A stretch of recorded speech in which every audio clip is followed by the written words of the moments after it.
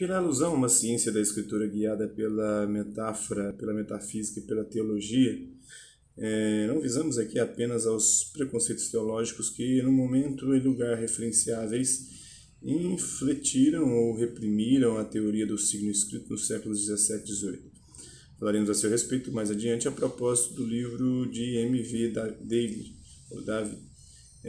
Estes preconceitos são apenas a manifestação mais vistosa e mais bem circunscrita, historicamente determinada, de um pressuposto constitutivo permanente e essencial à história do Ocidente e, portanto, à totalidade da metafísica, mesmo quando se dá como ateia. A epígrafe não deve apenas anunciar que a ciência da escritura, a gramatologia, gramatologia é o tratado das letras, do alfabeto, da silabação, da leitura e da escritura. Ao que sabemos, em nossos dias apenas, Gelb empregou esta palavra para designar o projeto de uma ciência moderna, a Study of Writing, The Foundations of Grammatology, de 1952. O subtítulo desaparece na edição de 1963. Embora se preocupe com a classificação sistemática ou simplificada e apresente hipóteses controvertidas sobre a monogênese ou a poligênese das escrituras, este livro segue o modelo das histórias clássicas da escritura. Observe-se que a definição de Littré é retomada exatamente nos mesmos termos por Aurélio Buarque de Holanda no seu pequeno dicionário brasileiro da língua portuguesa, onde se admite a variante gramaticologia.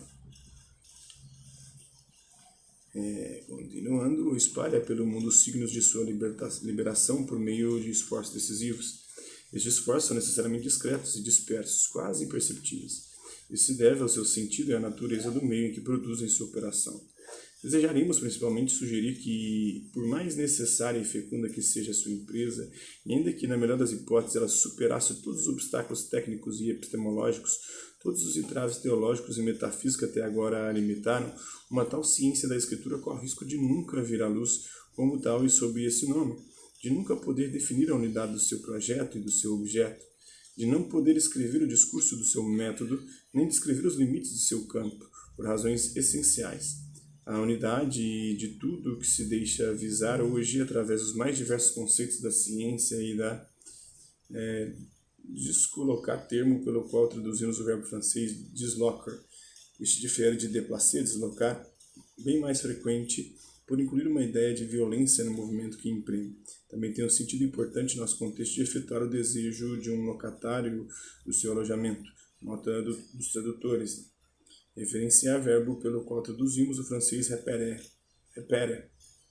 composto do substantivo repere, que é mais simplesmente ponto de referência.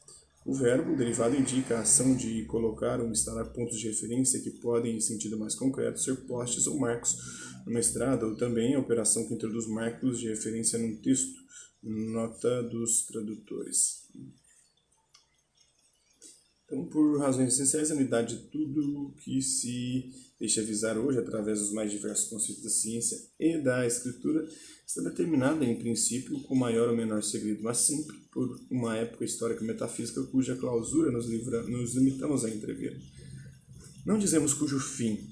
As ideias de ciência e escritura, e por isso também a de ciência da escritura, têm sentido para nós apenas a partir de uma origem no interior de um mundo que a que já foram atribuídos um certo conceito de signo.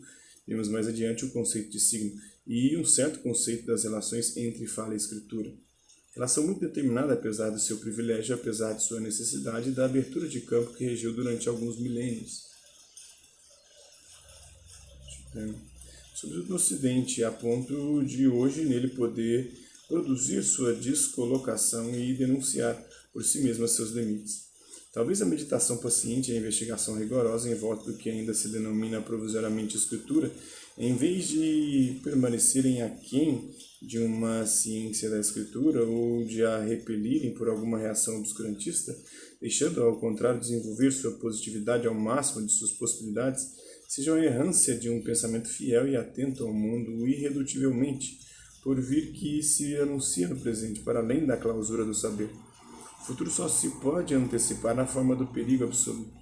Ele é o que rompe absolutamente com a normalidade constituída e por isso somente se pode anunciar, apresentar-se na espécie da monstruosidade para este mundo por vir e para o que nele terá feito tremer os valores de signo, de fala e de escritura, Para aquilo que conduz aqui o nosso futuro anterior, ainda não existe epígrafe. Isso é um pouquinho da obra Gramatologia do Jacques Derrida. Espero que vocês tenham gostado do vídeo. É isso aí. Hasta lá, até a próxima.